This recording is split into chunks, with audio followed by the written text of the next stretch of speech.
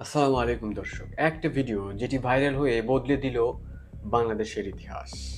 শেখ হাসিনা গণঅভ্যুত্থানের মুখে দেশ ছেড়ে পালিয়ে যাওয়ার সেই ঐতিহাসিক ভিডিওর সূত্র ধরে ফাঁস হয়ে গেল বিমান বাহিনীর ভেতরে ভারতীয় গোয়েন্দা সংস্থা র-এর একটা ভয়ানক নেটওয়ার্কের।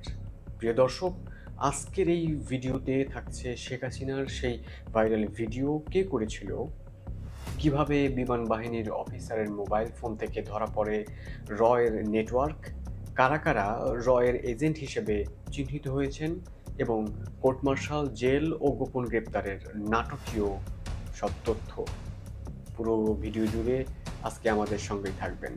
৩৬ জুলাই ২০২৪ ঢাকা জুড়ে ছাত্র জনতার অভ্যুত্থান, এক দফা স্বৈরাচার হটাও। দুপুরে আচমকা কুর্মিটোলা বিমানবন্দর থেকে উড়াল দিলেন তৎকালীন প্রধানমন্ত্রী শেখ হাসিনা। হেলিকপ্টার বদল করে সি-130 বিমানে সরাসরি দিল্লি।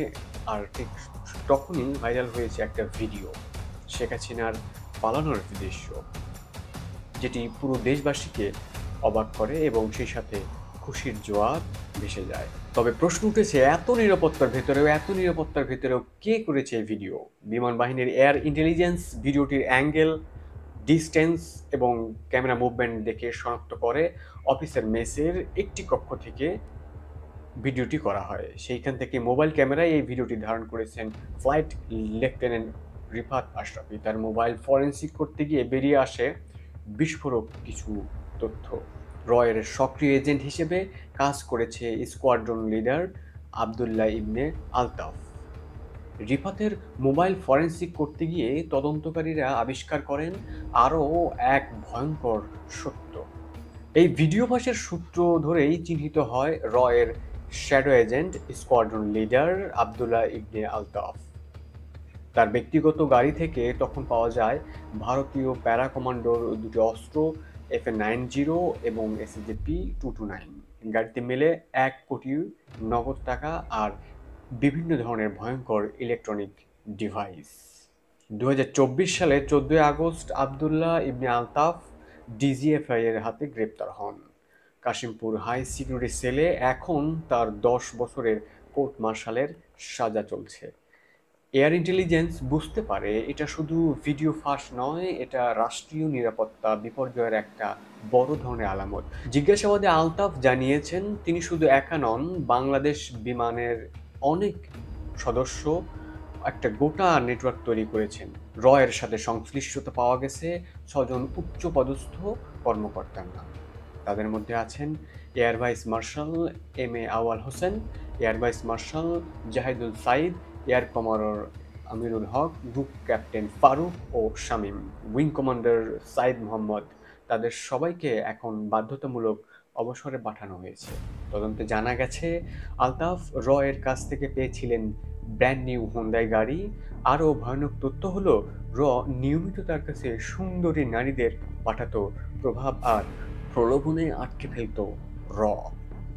কিন্তু এখানেই শেষ নয়, এই গোয়েন্দা চক্র শুধু বিমান বাহিনীতে সীমাবদ্ধ ছিল না, আরও ৪ জন পুলিশ কর্মকর্তা র-এর নেটওয়ার্কে জড়িয়ে পড়েছিলেন।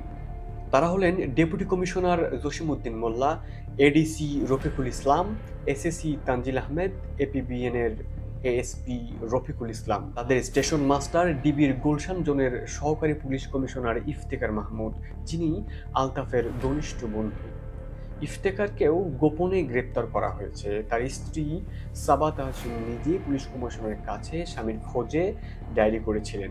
তখনই জানা যায় তিনি অস্ত্রসহ হাউস অ্যারেস্ট ছিলেন। পরে গ্রেপ্তার দেখানো হয়েছে।